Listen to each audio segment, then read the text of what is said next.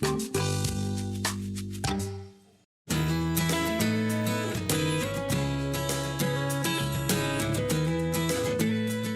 we're going to learn how to make croissant.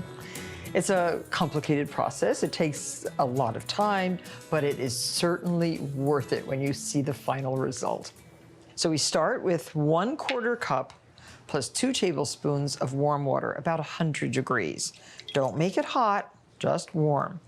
And this recipe really works best if you have fresh cake yeast, 17 grams or 0.6 ounces. The little package of fresh yeast is 0.6 ounces.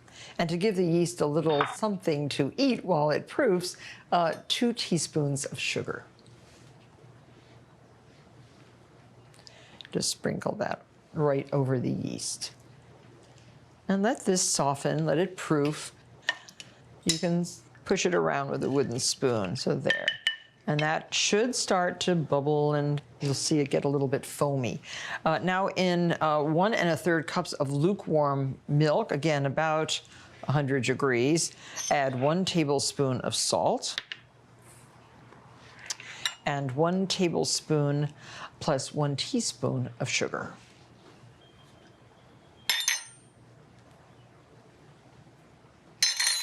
This is going to be added to the yeast. And so now 3 1/2 cups of all-purpose flour. I'm using a Hecker's flour, which I like very much. There's also a very good flour called King Arthur that does very well. 1. So dip and measure. 2, 3 1/2. And add the warm milk with sugar to the flour mixture. And 1/4 cup of canola oil or grapeseed oil. And flavorless vegetable oil. This keeps the dough soft and malleable. And so now stir this up. Makes a very sticky, wet dough. And this is the beginning of our croissant. It's so exciting. And now you can turn this out on a lightly floured surface. And get every little bit out. We're going to use this bowl again for the first rising of the dough, so keep it handy. And use a bench scraper. I love this plastic on the marble. And just move it around. And sprinkle a little bit more flour on it. And what you want to do is get a soft dough that's not too sticky, but that will hold its shape a little bit. Boy, is this beautiful. Oh, see, it's already a good dough. Don't put too much flour into it, just enough so you can lift the dough like this and plop it back into the bowl. And now this is going to be covered with plastic wrap. Be very certain that you put the plastic down on the dough first. You don't want air really getting to the dough, and then another piece of plastic over the bowl. Pretty airtight. And this should be put into a warm place, slightly warmer than normal, and let it rise until it's tripled in size for about 3 to 4 hours. And look what's happened. The fermentation in the yeast has caused gases to rise, pushed the plastic wrap, this is the plastic wrap, made it into something like a balloon, like a membrane. There, deflate it. I love doing that. Take the plastic off. Oh, it smells so good. Oh, and I love the smell of yeast. This is what really gets you when you start to make bread, is the smell of the yeast. And now scrape this down. It's sticky and bubbly. This is what it's supposed to be. And turn this out onto a lightly floured surface again. And you're going to roll this into an 8 by 12 inch rectangle. It's a beautiful dough. I have a big ruler. This is great to have when you're doing a lot of baking. And a great rolling pin. Flour your pin and roll out basically 8 by 12. What you want to do is get it flat enough so that you can then fold it into thirds. There. Now fold this into thirds and put it back in the bowl. Cover it again with plastic and let this rise again in similar conditions, about 70, 75 degrees for approximately 2 hours. But you can also put it in the refrigerator overnight. So now this dough has already now had 2 major risings. Oh yes, it's very nice. And it's developing its texture. Now we're going to incorporate butter into the dough. And that's done by a series of folds with a soft butter pat. You need 14 ounces of butter, and we're going to soften that with 1 tablespoon of flour in our mixer with a flat beater. You add 1 tablespoon of flour. That gives it just a little bit of body. Otherwise, it'd be a little greasy. Okay, so let that get nice and soft and lumpless. We don't want any lumps. We just want a soft butter. And the dough, we're going to roll into a rectangle, 11 by 16. Such nice dough. Try to get it all the same thickness. 16 by 11. Ah! Always feels good when it turns out exactly right. So there, that's nice and soft. And we're going to spread this butter over 2/3 of the dough. Very nice. Okay, now fold this over this way, and then this over this way. And you wrap this in plastic and put this right in the refrigerator and chill it, for half an hour or so until I can roll it again. And now this is turn number 2. This has been chilled. It's risen a little bit in the refrigerator. Okay, the butter's in here, and we must put this on a floured surface and roll this into a rectangle 20 inches by 9 inches. And fold this into thirds. You don't want to leave this excess flour.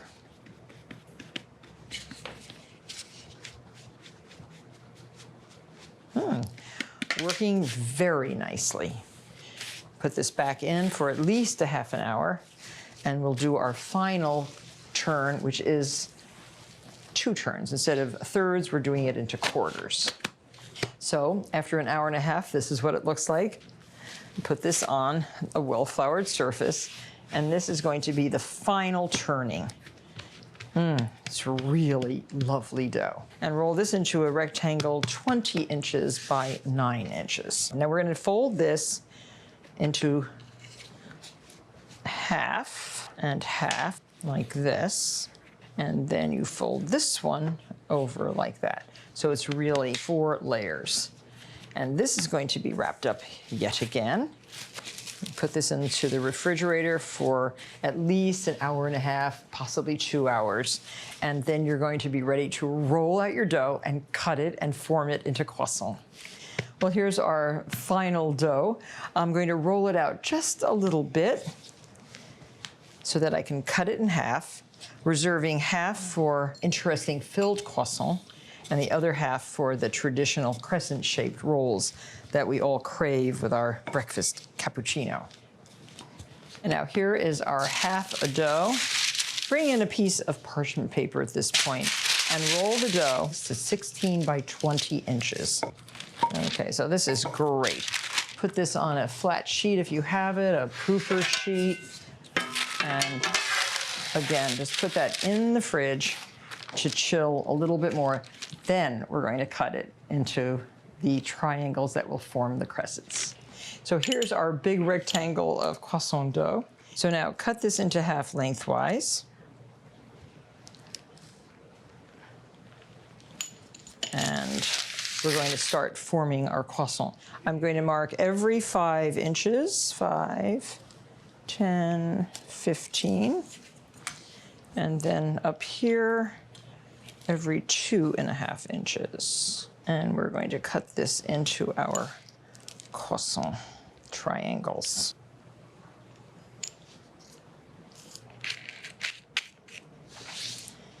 So pull the tail, which is the point, and stretch the base, and roll tightly and quickly before the dough gets soft, and form it into a crescent.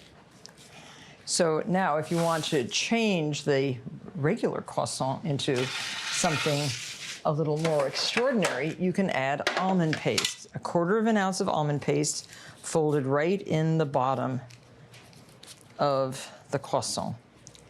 And roll it up as you would the regular. And let that rise. And now before they start to rise, wash them with an egg with a teaspoon of water mixed in. Just try to cover just the upper surface of the croissant. And then to allow them to rise, you must cover them with plastic wrap. Use 2 or 3 of these juice glasses upside down like that and cover with a big sheet of plastic wrap. This way the plastic will not touch the croissant while it's rising. And these have to then be placed in a warm spot until they're doubled in size. Now look what's happened. The yeast continues to work. And you can see that the first egg wash is still there, but we need to put on a second. So again, with a light brush and a light hand, just coat that surface again, trying not to deflate the pretty lively dough. The ovens are preheated to 425 degrees. So there, we have our almond croissant and our regular croissant, and they are going to go right now into the oven.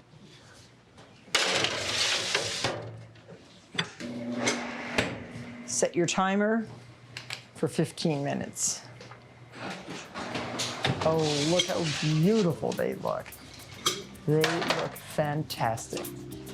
Well, look at these. Aren't they gorgeous? They're light and flaky and perfectly tender croissant.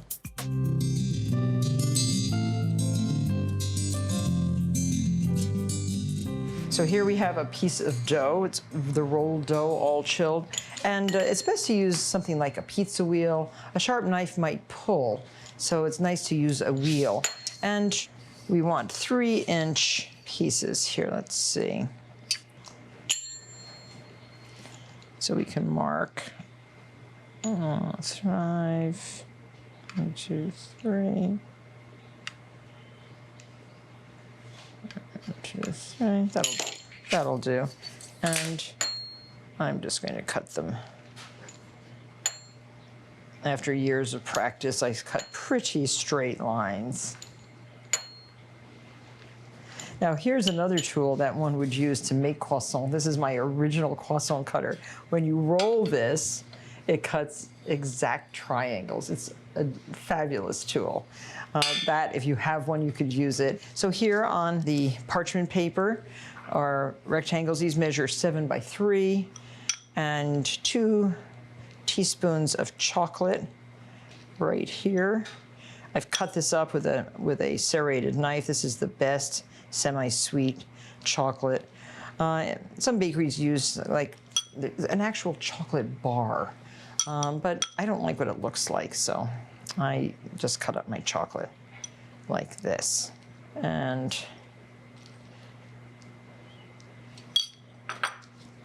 roll this up tightly, making sure the chocolate stays inside. And before you get to the edge, use a little bit of water as glue along the last edge, and keep that last edge underneath, like that.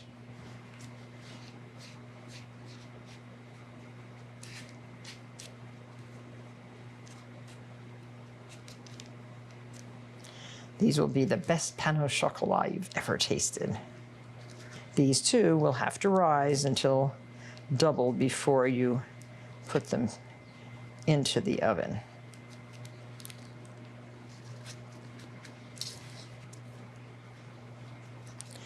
You can also make little rolls like this with Gruyere cheese in them and put a little egg wash right on the very top.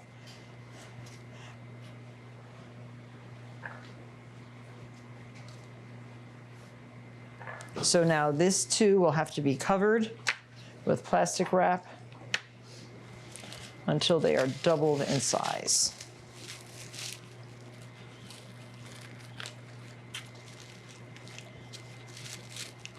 Nice warm place to rise. The pain au chocolat are doubled in size, maybe even a little more, and these are going to go right into the same 425-degree oven after they get their second egg wash. These look utterly delicious.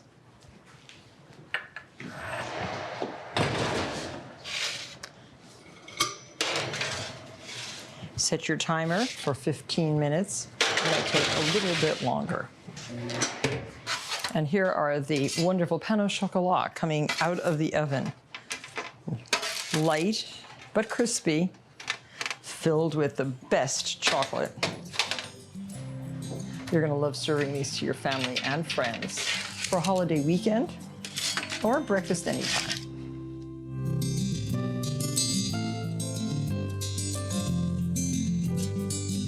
And here's another nice use for the croissant dough.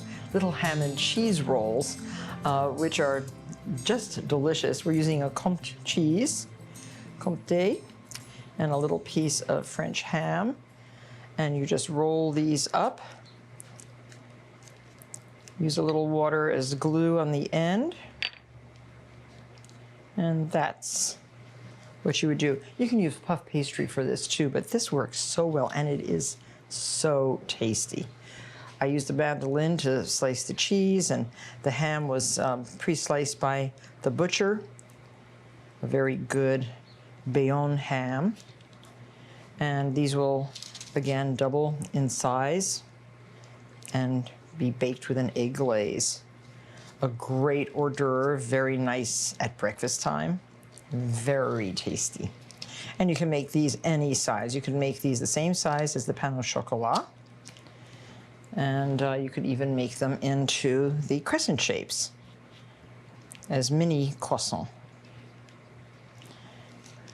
We used a 5-inch base for our regular croissant. You could use a 3-inch base for the triangles. You could go larger for giant croissant. So now just egg wash these little ham and cheese rolls. Space them nicely on a parchment-lined baking sheet and cover and let rise until doubled in bulk. And now I am just brushing the final egg wash. They too have doubled in size, and they're going to go into the same 425-degree oven. And these will take, probably a little less, maybe 10 minutes. So now you can arrange your mini ham and cheese croissant like this with a bowl of grainy mustard right in the middle, and serve those as a delectable hors d'oeuvre. They're very delicious. And you can make them ahead of time, keep them in the fridge, put them in the oven right before your guests arrive. They'll be very, very pleased. So today we learned how to make a light and flaky and perfectly tender croissant. Croissant dough that can be turned into plain croissant like this, that one can eat with just a little bit more butter and a little bit of jam. Oh, so delicious. Or almond croissant, pain au chocolat, which is the chocolate croissant, or ham and cheese, mini size. Enjoy, and I hope you try croissant after watching me make them on Martha Bakes.